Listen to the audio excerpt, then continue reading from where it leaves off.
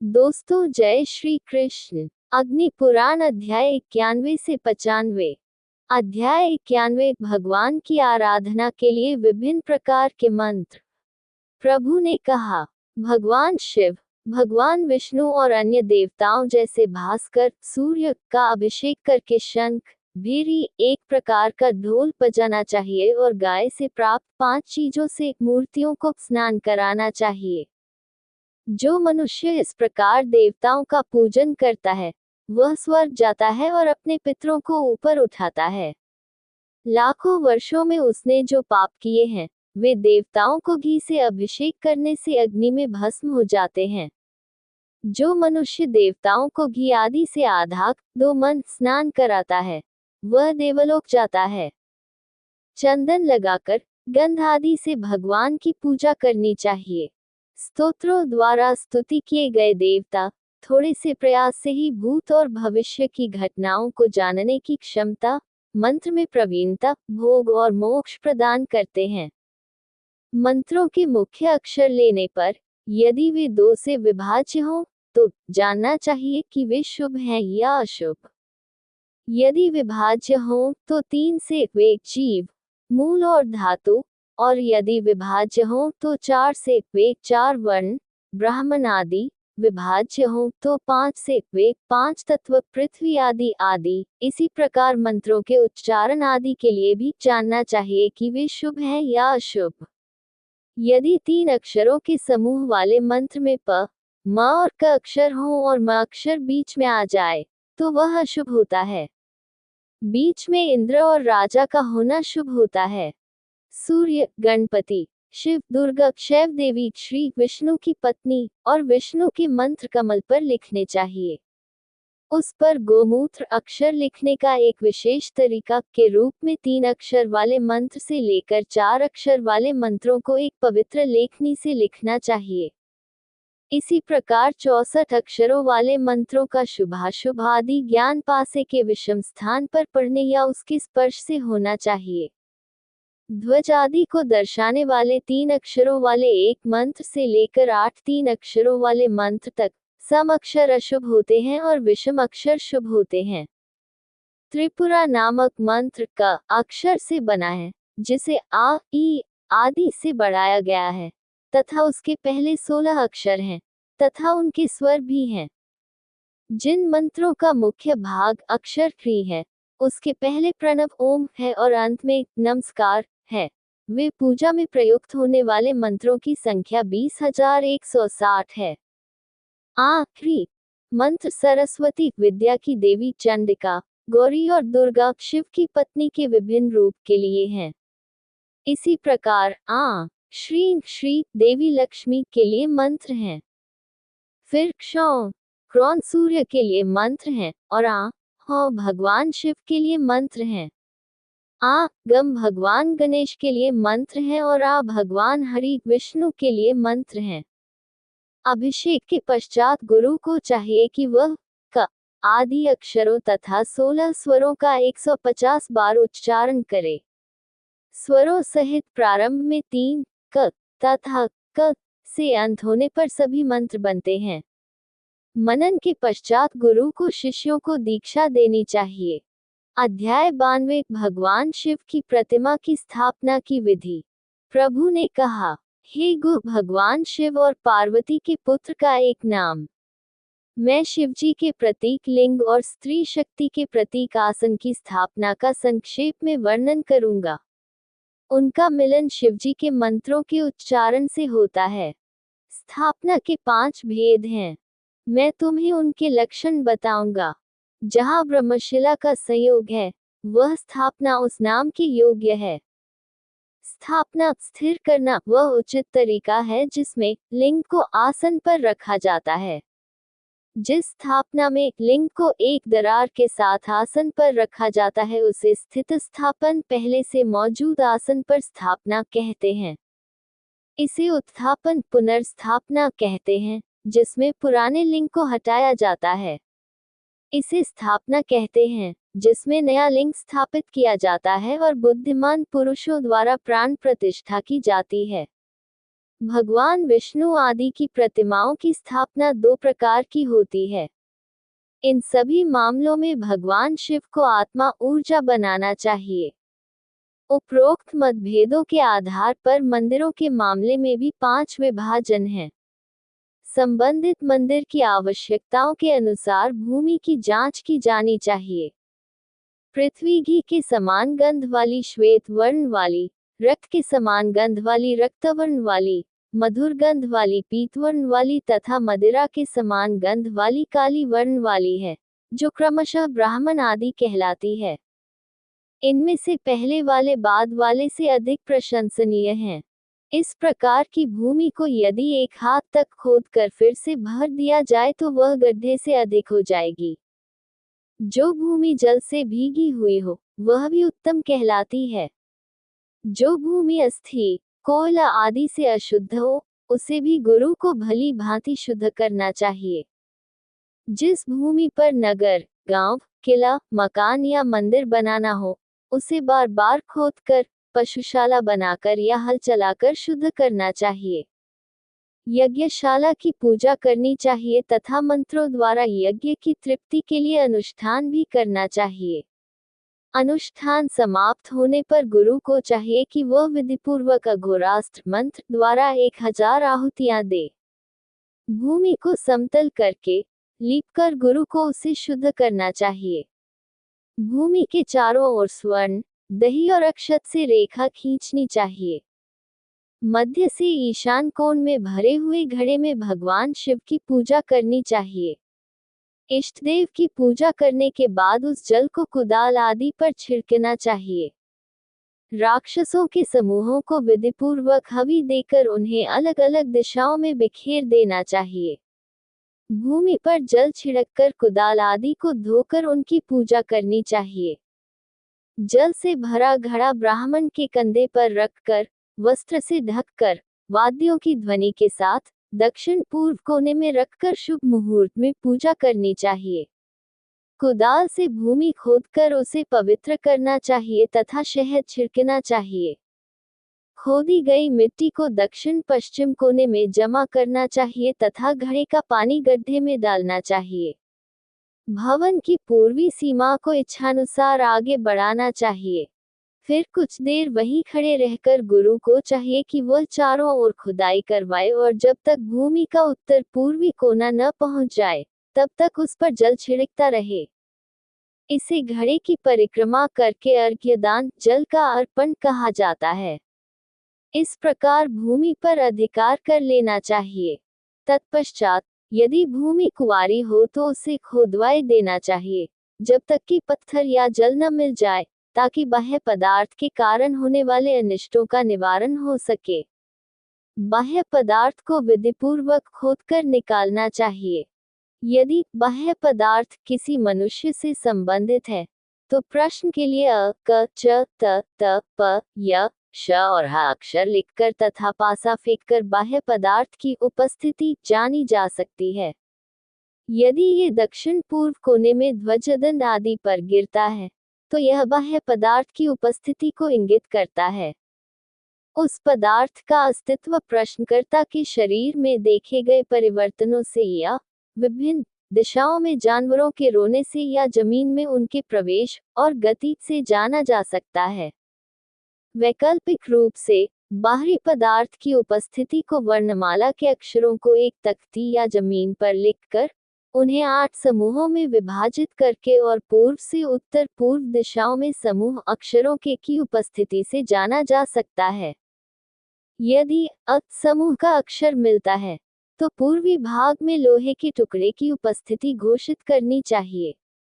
इसी प्रकार क समूह से दक्षिण पूर्वी भाग में कोयले की उपस्थिति, च समूह से दक्षिण भाग में राख की उपस्थिति, त समूह से दक्षिण पश्चिमी भाग में हड्डियों की उपस्थिति, त समूह से पश्चिमी भाग में ईंटों की उपस्थिति, प समूह से उत्तर पश्चिमी भाग में खोपड़ी की उपस्थिति, या समूह से शव की उपस्थिति और श समूह से लोहे के टुकड़े की उपस्थिति घोषित की जा सकती है।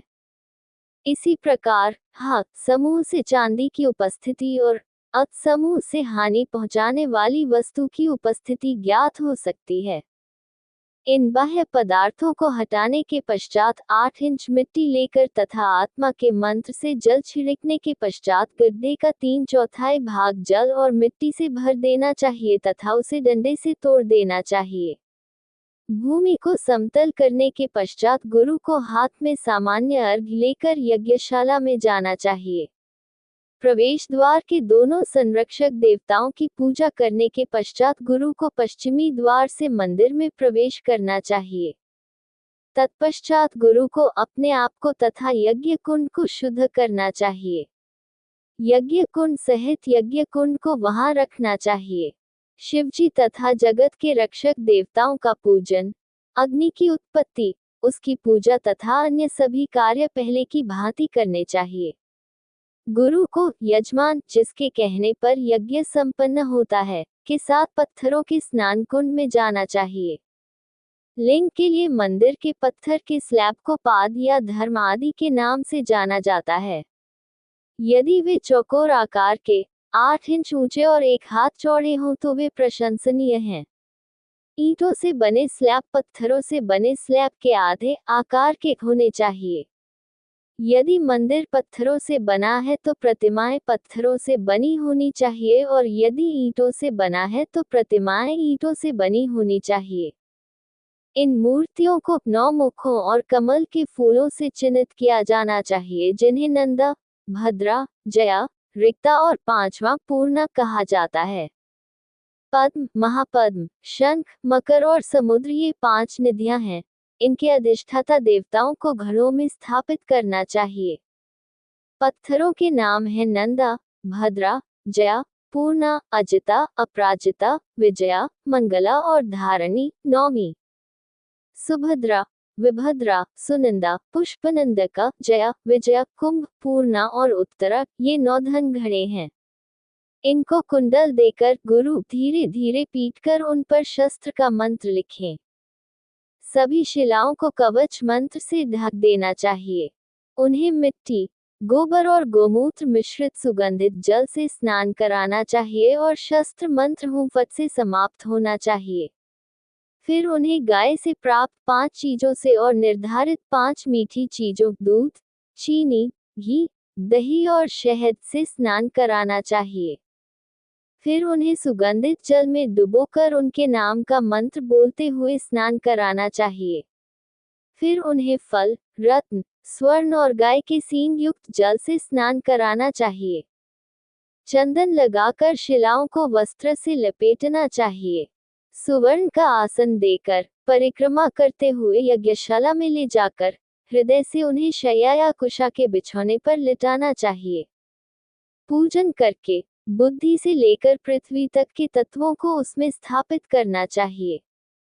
तीनों विभागों में व्याप्त 3 तत्वों को क्रम से स्थापित करना चाहिए। प्रथम समूह में बुद्धि से लेकर मन तक के तत्व, द्वितीय समूह में विचार से लेकर सूक्ष्म तक के तत्व तथा तृतीय समूह में सूक्ष्म से लेकर पृथ्वी तक के तत्व होते हैं। इन तत्वों को शुद्ध आनंद, ज्ञान और आत्मा का स्थान समझना चाहिए। सिद्धांतों की पूजा उनके संबंधित मंत्रों के साथ की जानी चाहिए और उनके स्वामियों की उनके संबंधित स्थानों पर हृदय के मंत्र के साथ फूलों की माला से चिन्हित करके क्रम से निम्नानुसार किया जाना चाहिए। ओम हूम पूर्ण आनंद के सिद्धांत को नमस्कार। ओम हूम पूर्ण आनंद के सिद्धांत के स्वामी भगवान रुद्र को नमस्कार। ओम हाँ ज्ञान के सिद्धांत को नमस्कार। ओम हाँ ज्ञान के सिद्धांत के स्वामी भगवान विष्णु को नमस्कार। ओम हाँ आत्मा के सिद्धांत को नमस्कार। ओम हाँ आत्मा के सिद्धांत के स्वामी भगवान ब्रह्मा को नमस्कार।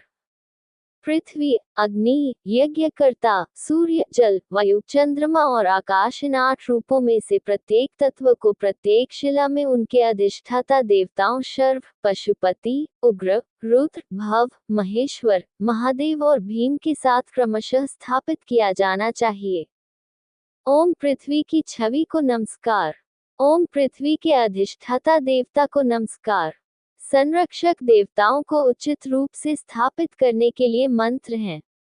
घड़ों की पूजा उनके अपने मंत्रों से या इन मंत्रों से की जानी चाहिए। इंद्र आदि के लिए प्रमुख मंत्र नीचे वर्णित हैं। लू, रु, शु, सु, वो, यु, मु, हु, क्षुम।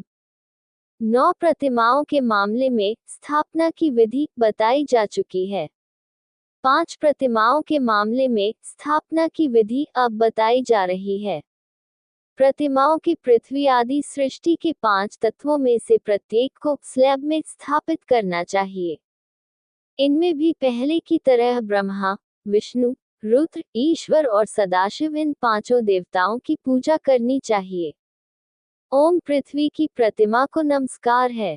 ओम पृथ्वी के अधिष्ठाता ब्रह्मा को नमस्कार है। ये मंत्र हैं।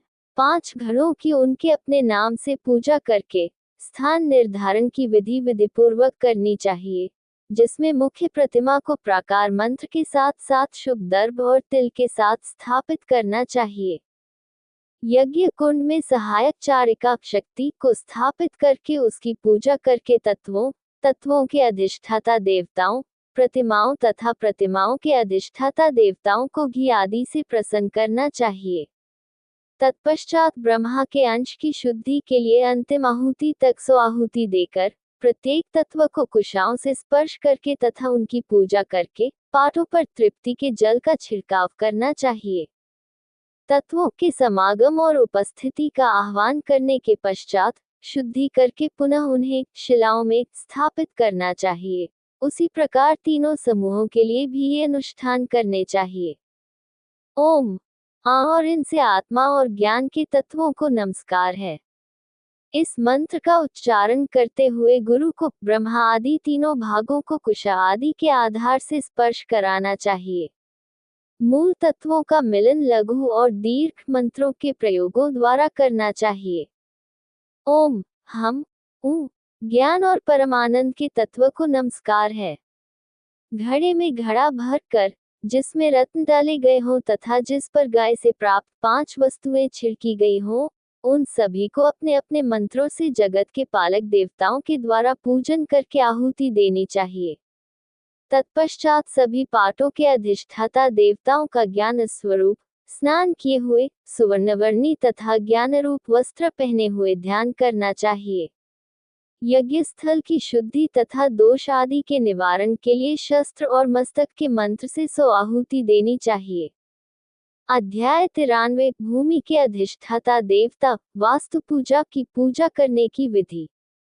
प्रभु ने कहा, यज्ञशाला को घेरने के लिए उसमें रस्सियां बिछाई जानी चाहिए। भूमि को बराबर माप के 64 वर्गों में विभाजित किया जाना चाहिए।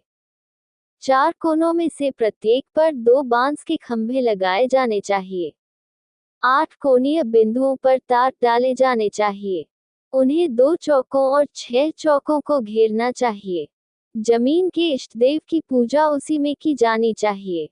पूजा के समय अग्निकुंड में भूमि के अधिष्ठाता देवता का ध्यान करना चाहिए, जो घुंघराले बालों वाले तथा भूमि से ऊपर उठे हुए तथा उत्तर दिशा की ओर मुख किए हुए राक्षस के रूप में हैं।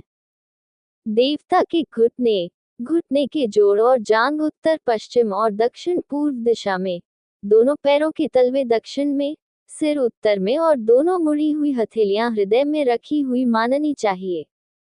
इस जातक के शरीर में स्थित शुभ देवताओं की पूजा की जाती है।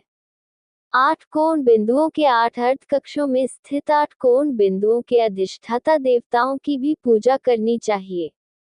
मरीचि आदि ऋषियों को पूर्व दिशा से शुरू करके 6 वर्गों में तथा ब्रह्मा को मध्य में 4 वर्गों में स्थित होना चाहिए। शेष देवताओं को एक एक वर्ग में स्थित होना चाहिए। त्रिशूल, स्वस्तिक एक प्रकार की आकृति, वज्र, महास्वस्तिक, संपुट, त्रिकटु, मणिबंध तथा भूमि के अधिष्ठाता देवता के समस्त जोड़ों में से शुद्ध वर्ग आदि 12 जोड़ दीवार आदि में छोड़ देने चाहिए। भगवान ईश के लिए अक्षत और घी की आहुति, भगवान पर्जन्य के लिए कमल के पुष्पों से जल तथा इंद्र के पुत्र जयंत के लिए केसरिया रंग की ध्वजा अर्पित करनी चाहिए। महेंद्र को रत्न, सूर्य को धूम्रवर्ण का छत्र, सत्यदेव को गेहूं और घी तथा भगवान भृगु को केवल घी अर्पित करना चाहिए। पूर्व दिशा से शुरू करके सभी देवताओं के लिए अशुद्ध मांस आहुति देनी चाहिए तथा जौ का आटा पहले भूनकर फिर पीसा हुआ अग्निदेव को एक करछुल शहद, दूध और घी देना चाहिए। स्वर्ण जल में भुना हुआ धान असत्य के देवता को अर्पित करना चाहिए। घर के नाश करने वाले को शहद तथा यमराज को पलौदन अर्पित करना चाहिए। गंधर्वों के स्वामी के लिए सुगंधित द्रव्य, भृंग के लिए पक्षी की जिह्वा तथा दक्षिण दिशा के पशु के लिए कमल के पत्ते अर्पित करने चाहिए। इस प्रकार 8 देवताओं को आहुति देनी चाहिए। पितरों के लिए तिल मिश्रित जल और दूध देना चाहिए। दांतों को साफ करने के लिए वृक्ष की लकड़ियां धेनु मुद्रा दिखाकर द्वारपाल को देनी चाहिए। सुग्रीव को रोटियां, पुष्पदंत यक्ष को दर्भ, प्रचेता जल के स्वामी को लाल कमल के फूल और राक्षस को मदिरा अर्पित करनी चाहिए। शेष सर्प देवता को गुड़ मिला हुआ घी और चावल तथा रोगों को पके हुए आटे या भुने हुए धान में घी मिलाकर देना चाहिए। इस प्रकार पश्चिम दिशा के देवताओं को भोग लगाने की विधि बताई गई है। मारुत पवन देवता को पीला पताका, नाग देवता को नाग केसर, एक प्रकार का सुगंधित फूल तथा मुख्य देवता को भोजन तथा अच्छी तरह पका हुआ हरा चना अर्पित करना चाहिए। सोमदेव को घी मिला हुआ मीठा दलिया, भूरदेवी को कुमुदिनी की जड़, अदिति को लोपी तथा दिति को पूरी खिलाना चाहिए। ये उत्तर दिशा के देवता हैं। पूर्व दिशा में ब्रह्मा जी को तथा 6 कोष्ठकों में मरीचि को मीठा भोजन अर्पित करना चाहिए। अग्नि देवता के लिए निर्धारित कोष्ठक के नीचे स्थित सविता को लाल फूल अर्पित करने चाहिए। उस वर्ग के नीचे देवी सावित्री को कुशा सहित जल अर्पित करना चाहिए। दक्षिण दिशा में 6 वर्गों में विवस्वान को लाल चंदन अर्पित करना चाहिए। इंद्रदेव को हल्दी मिश्रित चावल अर्पित करना चाहिए। इंद्रदेव को हल्दी मिश्रित चावल अर्पित करना चाहिए। पश्चिम दिशा में 6 कोठरियों में भगवान मित्र को गुड़ मिश्रित चावल अर्पित करना चाहिए। उत्तर पश्चिम दिशा में कोण बिंदु के नीचे वाले कोठरियों में भगवान रुद्र को घी में पका हुआ चावल अर्पित करना चाहिए। उससे नीचे रुद्र के सेवक को मांस अर्पित करना चाहिए। उत्तर दिशा के 6 कोठों में स्थित पर्वत देवता को काले चने अर्पित करने चाहिए। विधिपूर्वक पूजन करके शिवजी के कोण के नीचे आपस तथा उसकी संतान को दही और दूध अर्पित करना चाहिए। स्थान के मध्य में स्थित चारों चौकों पर स्थित ब्रह्मा को घी सहित घी तथा गाय से प्राप्त 5 वस्तुओं का भोग लगाना चाहिए। यज्ञ भूमि के बाहर 4 की आदि चारों राक्षसियों की पूजा क्रमशः ईशान कोण से आरंभ करके वायव्य कोण तक करनी चाहिए। चरकी को घी सहित मांस, विदारी को कमल पुष्प सहित दही तथा पूतना को मांस, पित्त तथा रक्त अर्पित करना चाहिए। राक्षसी पाप को अस्थि, रक्त, पित्त और मांस अर्पित करना चाहिए। भगवान स्कंद को पूर्व दिशा में काले चने मिश्रित चावल अर्पित करना चाहिए। दक्षिण दिशा में अर्यमा को कृसर चावल और मटर को एक साथ उबालकर सहित मीठे केक तथा पश्चिम दिशा में जम्भक को रक्त सहित मांस अर्पित करना चाहिए। रक्त मिश्रित चावल और पुष्प उत्तर दिशा में स्थित पिलिपिंजा राक्षसी कन्या को अर्पित करना चाहिए। अन्यथा भूमि के सभी अधिष्ठाता देवताओं की पूजा जल, अक्षत और कुशा से करनी चाहिए। आवासीय भवन या शहर के मामले में 81 वर्गों में पूजा की जानी चाहिए।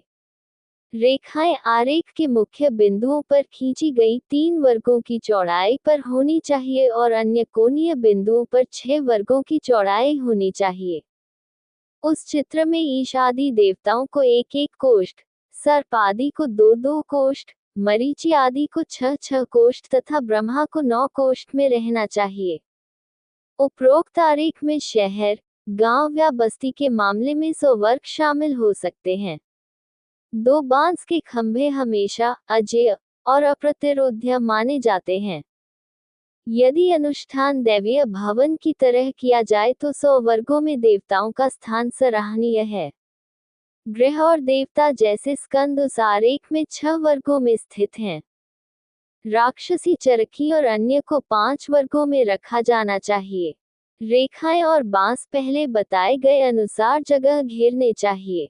किसी देश की स्थापना से संबंधित बलि भूमि के मामले में इसमें 134 वर्ग होने चाहिए। उस चित्र में ब्रह्मा 64 कोष्ठों में रहते हैं तथा मरीचि आदि ऋषि भी 64 कोष्ठों में रहते हैं। 8 देवता आपस आदि 54 कोष्ठों में रहते हैं। देवता ईशान आदि 9 कोष्ठकों में रहें। देवता स्कंद आदि 8 कोष्ठकों में रहें। राक्षस, चरखी आदि रेखाएं, बांस भी पहले की तरह ही स्थित रहें। 20,000 वर्गाकार यज्ञ भूमि में देवताओं की स्थापना इस प्रकार होनी चाहिए कि वे स्थापना देश में निर्धारित स्थान से 9 गुना अधिक स्थान घेरें। जो आरेख 25 वर्गों में विभाजित होता है उसे वैताल कहते हैं। अन्य आरेखों में 9 वर्ग और 16 उपविभाग होते हैं। षष्ठकोण या त्रिभुज में एक वर्गाकार आकृति अंकित हो सकती है। खुदाई के मामले में देवताओं का स्थान ब्रह्मशिला, पत्थर की शिला जिसे ब्रह्मशिला कहते हैं, के मामले में किया जाना चाहिए। किसी देवता की मूर्ति की स्थापना या शव को दफनाने के समय सभी देवताओं को मीठा दलिया अर्पित करना चाहिए। यदि कोई निश्चित माप न हो तो यज्ञ भूमि की माप 5 हाथ होनी चाहिए। घर या देव भवन की माप के अनुपात में यज्ञ भूमि सदैव उत्तम मानी जाती है। अध्याय 94 पत्थर की शिलाएं रखने की विधि। शिला विन्यास। प्रभु ने कहा, राक्षस, चरकी आदि देवताओं की पूजा पूर्व उत्तर आदि कोनों में तथा बाहर पहले की तरह करनी चाहिए। प्रत्येक देवता को क्रम से 3-3 आहुति देनी चाहिए। इष्टदेव को आहुति देने के पश्चात शिला स्थापित करनी चाहिए। शक्ति की देवी तथा अनंत नामक उत्तम घड़े को मध्य पंक्ति में रखना चाहिए। इस घड़े में न अक्षर सहित मुख्य मंत्र का उच्चारण करते हुए शिला को रखना चाहिए। सुभद्रा आदि 8 घड़ों को पूर्व दिशाओं में जगत पालक देवताओं के मंत्र का उच्चारण करते हुए तथा प्रत्येक छिद्र में देवियों को स्थापित करके उनमें नंदा आदि शिलाओं को भूमि के मध्य से क्रम से स्थित करते हुए विभिन्न प्रतिमाओं के अधिष्ठात्री देवताओं के शंभर मंत्र का उच्चारण करते हुए रखना चाहिए। पुण्यपालक देवता आदि 8 देवताओं को क्रम से विभिन्न कोनों में स्थापित करना चाहिए। सुभद्रा आदि के 4 घड़े नंद आदि दक्षिण पूर्व कोने में रखे जाते हैं। जया से शुरू होने वाले समूह में से अजिता आदि पूर्व आदि में रखे जाने चाहिए। उनमें ब्रह्मा का आह्वान करना चाहिए और भगवान महेश्वर शिव का ध्यान करना चाहिए जो शेर के आंतरिक स्थान में व्याप्त हैं, जो इनके ग्रहण का काम करेगा। आहुति देने के बाद बाधाओं को दूर करने वाले शस्त्र का जप करना चाहिए। 5 शिलाओं के मामले में अब विधि का थोड़ा वर्णन किया गया है। गुरु को पूर्णा नामक शिला को सुभद्रा नामक घड़े में अर्ध डूबे हुए स्थान पर रखना चाहिए। क्रमशः नंदा आदि नाम वाले शिलाखंडों को पद्म आदि घड़ों में दक्षिण पूर्व आदि विभिन्न कोनों पर रखना चाहिए। माता की ममता से भरपूर मध्य में स्थित 4 शिलाओं का ध्यान करना चाहिए। ओम पूर्णा, तुम महान विद्यावान हो, सभी दिव्य गुणों की स्वामिनी हो। हे अंगिरस की पुत्री, तुम यहाँ मेरे सभी कार्यों को पूर्ण करती हो। ओम नंदा, तुम मनुष्यों को आनंदित करती हो। मैं तुम्हें यहाँ स्थापित करता हूँ। जब तक चंद्रमा, सूर्य और तारे चमकते हैं, तब तक तुम इस मंदिर में पूर्ण संतुष्ट होकर रहती हो। हे नंदा, वशिष्ठ की पुत्री, तुम मनुष्यों को दीर्घायु, कामनाओं की पूर्ति, समृद्धि प्रदान करती हो। तुम्हें इस मंदिर में सदैव रक्षा करने का प्रयास करना होगा। ओम भद्रा, कश्यप की पुत्री, तुम सदैव लोगों का कल्याण करती हो। हे देवी, तुम सदैव दीर्घायु, इच्छित वस्तुओं और समृद्धि प्रदान करने वाली हो। ओम जया, हे देवी, तुम सदैव समृद्धि और दीर्घायु प्रदान करने वाली हो। ओम जया, मेरे द्वारा स्थापित होकर तुम सदा यहाँ निवास करो। हे भृगुपुत्री, तुम समृद्धि और सफलता की अधिष्ठात्री हो।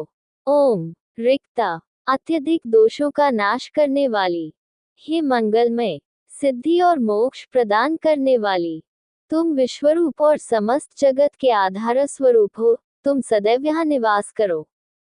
ओम। गुरु को चाहिए कि वह आकाशमंडल का ध्यान करके उसमें तीनों तत्वों को रखे। तत्पश्चात प्रायश्चित आहुति देकर विधिपूर्वक यज्ञ संपन्न करे। अध्याय 95, लिंग स्थापना की विधि। प्रभु ने कहा, मैं मंदिर में लिंग स्थापना की विधि का वर्णन करूंगा, जिससे भोग और मोक्ष की प्राप्ति होती है। भगवान के दिन भोग और मोक्ष के उद्देश्य से ही यह कार्य करना चाहिए। स्थापना समारोह माघ, फरवरी, मार्च से शुरू होने वाले 5 महीनों में चैत्र, अप्रैल, मई के महीने को छोड़कर और पहले 3 करण दिन के 11 भागों में से एक में बृहस्पति और शुक्र के उदय होने पर किया जाना चाहिए। यह अनुष्ठान विशेष रूप से शुक्ल पक्ष या कृष्ण पक्ष में किया जाना चाहिए, पखवाड़े के 5वें, चौथे, 9वें, 8वें और 14वें दिन को छोड़कर। अशुभ ग्रहों के दिनों को छोड़कर बाकी सभी दिन शुभ हैं। शतभिषेक, धनिष्ठा, आर्द्रा, अनुराधा, 3 उत्तरा फाल्गुनी और उत्तर भाद्रपद, रोहिणी और श्रवण के स्थिर नक्षत्रों के दौरान अनुष्ठान करने से अच्छे परिणाम मिलते हैं। अनुष्ठान के लिए निर्धारित दिन कुंभ, सिंह, वृश्चिक, तुला, कन्या, वृष और धनु राशि के उदय बिंदु होने चाहिए। बृहस्पति हमेशा उपरोक्त 9 नक्षत्रों और 7 राशियों में शुभ होता है। बुध लग्न, पूर्व दिशा में उदय होने वाला स्थान से छठे, 8वें, 10वें, 7वें और चौथे स्थान में शुभ होता है, जबकि शुक्र चौथे स्थान को छोड़कर सभी स्थानों में शुभ होता है। चंद्रमा सप्तम, चतुर्थ, तृतीय या दशम भाव में हो, सूर्य दशम, तृतीय और षष्ठम भाव में हो तथा राहु चंद्रमा का आरोही नोट तृतीय, दशम और षष्ठम भाव में हो तो चंद्रमा सदैव बलवान होता है। शनि, मंगल, सूर्य और केतु चंद्रमा का अवरोही नोट छठे और तीसरे स्थान में प्रशंसनीय हैं।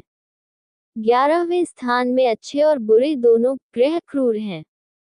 इनकी दृष्टि 7वें स्थान पर पूरी, 9वें और 5वें स्थान पर आधी, पहले और 10वें स्थान पर 1/4 और चौथे और 8वें स्थान पर 1/4 कम होती है।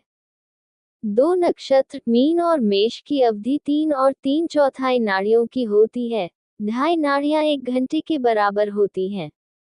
नक्षत्र वृषभ और कुंभ की अवधि 3 और 3/4 नाड़ियों की होती है। मकर और मिथुन राशि की अवधि 5 नाड़ियां होती है। धनु, वृश्चिक, सिंह और कर्क की अवधि 5 और 3/4 नाड़ियां होती है और तुला और कन्या की अवधि 5.5 घटिकाएं नाड़ी का पर्यायवाची होती है। सिंह, वृष और कुंभ राशि स्थिर हैं और सफलता प्रदान करती हैं। धनु, तुला और मेष राशि चर राशि हैं। तीसरे नक्षत्र में दोनों विशेषताएं हैं। शुभ ग्रहों से दृष्ट अथवा उनसे संबंधित नक्षत्र शुभ तथा प्रशंसनीय होते हैं। लग्न में बृहस्पति, शुक्र तथा बुध प्रचुर बल, दीर्घायु, प्रभुता, पराक्रम, बल, संतान, यश तथा सद्गुण प्रदान करते हैं। प्रथम, चतुर्थ, सप्तम तथा दशम लग्न से स्थान केंद्र कहलाते हैं। इन भावों में बृहस्पति, शुक्र और बुध होने से सभी सिद्धियां प्राप्त होती हैं। लग्न से तीसरे, चौथे और 11वें भाव में पाप ग्रहों की उपस्थिति लाभदायक होती है। विद्वानों को इन्हें तिथियों चंद्रमा के चरणों से निर्धारित दिन के साथ अच्छे कार्यों के लिए जोड़ना चाहिए। गुरु को मंदिर के सामने एक चौकोर शेड बनवाना चाहिए, जो 4 प्रवेश द्वारों वाली सीढ़ियों से 12 हाथ की दूरी पर मंदिर के माप के बराबर या उससे 5 गुना जगह छोड़ता हो। बलिदान स्नान के लिए शेड उस शेड के आधे आकार का होना चाहिए। शेड का निर्माण उत्तर पूर्व, पूर्व या उत्तर दिशा में किया जाना चाहिए, जिसकी लंबाई क्रमशः 1 या 10 या 12 हाथ हो और जिसमें 1 या 4 प्रवेश द्वार हों। शेष 8 छप्पर उससे 2 हाथ बड़े होने चाहिए। यज्ञवेदी मध्य में 4 कड़ा लंबी होनी चाहिए तथा उसके कोणीय बिंदुओं पर स्तंभ होने चाहिए। चबूतरे का 1/4 भाग छोड़कर ईशान कोण या पूर्व दिशा में 9 या 5 अग्निकुंड या एक गड्ढा खोदना चाहिए।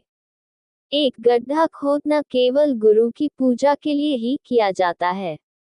अग्निकुंड 1 हाथ, 1 अरनी, कोहनी से कनिष्ठिका के अग्रभाग तक की मध्य लंबाई का 1 हाथ, 1 गज, 4 हाथ और 8 हाथ के होने चाहिए, जो कि 50, 100, 1000, लाख या 1 करोड़ आहुति के अनुसार हों।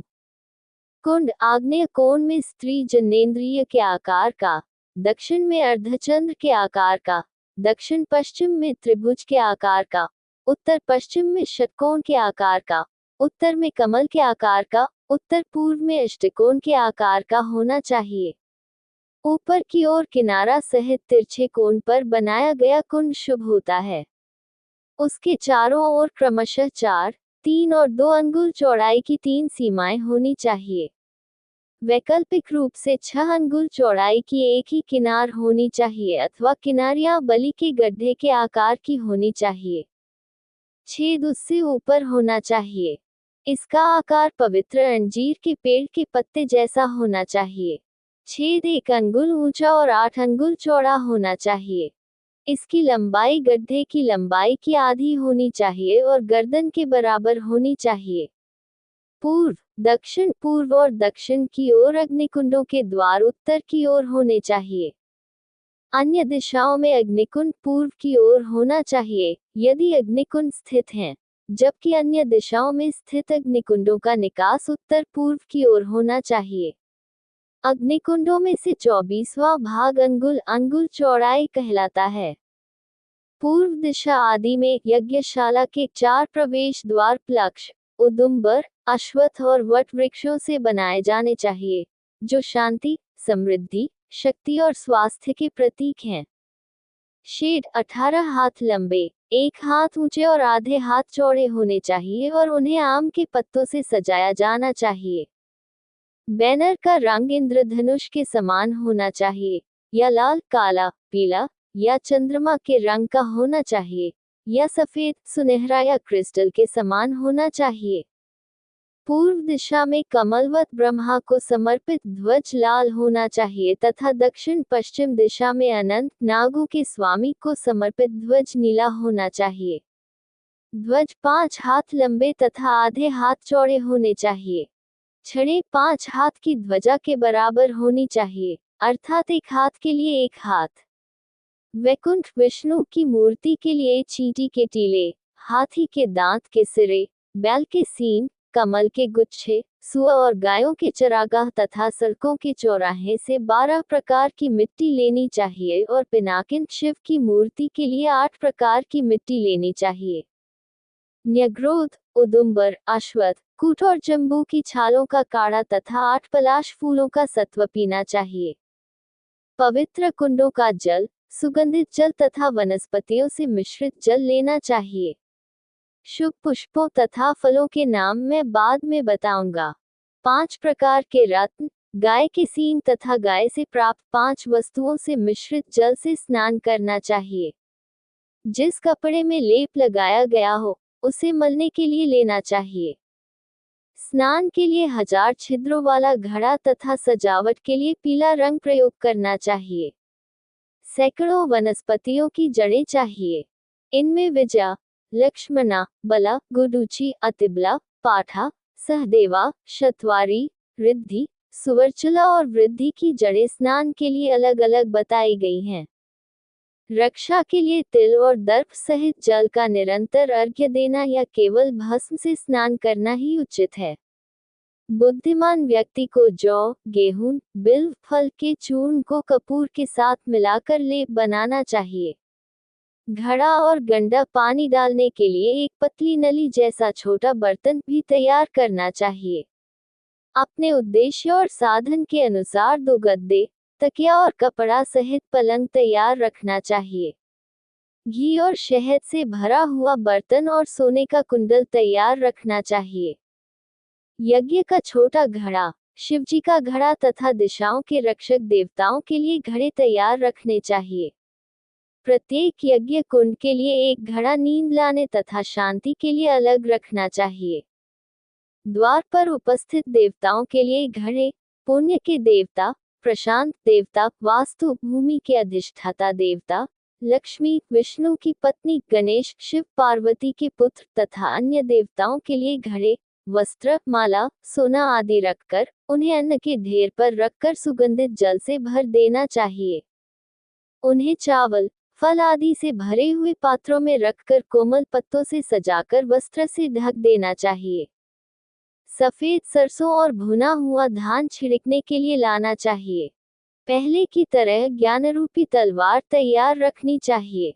यज्ञ की टहनियाँ, दलिया पकाने का पात्र, तांबे का बना हुआ यज्ञोपवीत, पैरों का अभिषेक करने के लिए घी और मधु से भरा हुआ पात्र, 300 दर्भों के बने हुए 2 हाथ लंबे 4 आसन, घेरा बनाने के लिए पलाश की टहनियाँ, तिल का पात्र, हविष का पात्र, 28 पलाश रखने का पात्र और जनेऊ तैयार रखना चाहिए। एक घड़ा, एक धूपदान, श्रुक और श्रुवा, 2 प्रकार की बलि की कलछी, एक बक्सा, एक आसन, एक चौरी, सूखी लकड़ी, फूल, पत्ते, सुगंधित गोंद, घी के दीपक, धूप, अखंडित चावल, जनेऊ, गाय के दूध से बना घी, जौ और तिल, कुश के तने, 3 मीठी चीजें, शहद, चीनी और घी, 10 पर्व उंगलियों की तहों के बीच का स्थान की लंबाई वाली बलि की टहनियाँ, ये सभी चीजें तृप्ति के लिए आवश्यक हैं। सूर्य और अन्य ग्रहों की तृप्ति के लिए 1 हाथ लंबा बलि का कलछी श्रुवा आवश्यक है। अर्क, पलाश, खदिर, आम्र, पिप्पल, उदुम्बर, शमी, दूर्वा तथा हरिकुशा की 108 डंडियां होनी चाहिए। इनके अभाव में जौ और तिल का उपयोग किया जाता है। इसी प्रकार घर की सामग्री, एक स्थली, एक प्रकार का बर्तन, एक हवन सामग्री, ढक्कन आदि तथा देवताओं के लिए 2 कपड़े, सिक्के, मुकुट, वस्त्र, हार, कुंडल और कंगन आदि गुरु की पूजा के लिए तैयार रखने चाहिए। इन्हें महंगा बनाने से बचना चाहिए। मूर्ति रखने वालों की पूजा पहले बताई गई पूजा से 1/4 कम होनी चाहिए और शस्त्र का जप करने वालों की पूजा भी उससे 1/4 कम होनी चाहिए। ब्राह्मणों, ज्योतिषियों और मूर्तिकारों की पूजा भी उसी प्रकार की जानी चाहिए जैसे मंत्र जपने वालों की होती है। हीरा, सूर्यमणि, नीलम, अतिनील, मोती, पुखराज, माणिक्य, लाजवर्द ये 8 रत्न हैं। उशिरा, एक पौधे की सुगंधित जड़, माधवक्रांता, लाल चंदन, अग्लोचुम, चंदन, सारिका, कुष्ठ और शंखिनी, ये 8 प्रकार की जड़ी बूटियां हैं। धातुएं सोना, तांबा, चांदी, बेल धातु, सीसा और लोहा हैं। पीला, ऑपिमेंट, लाल आसनिक, लाल चाक, सुवर्ण माक्षिक यानी हेम माक्षिक। शहद जैसा खनिज पारा, वहनिगरिक, गंधक और अब्रकाट प्रकार के खनिज हैं। 8 प्रकार के अनाज, गेहूं, तिल, काला चना, मूंग, जौ, अल्पाहार धान, श्यामक बताए गए हैं। ये सभी चीजें इकट्ठी की जानी चाहिए। अगली वीडियो देखने के लिए आप चैनल सब्सक्राइब जरूर करें और लाइक करें और कमेंट करें। जय श्री राधा कृष्ण।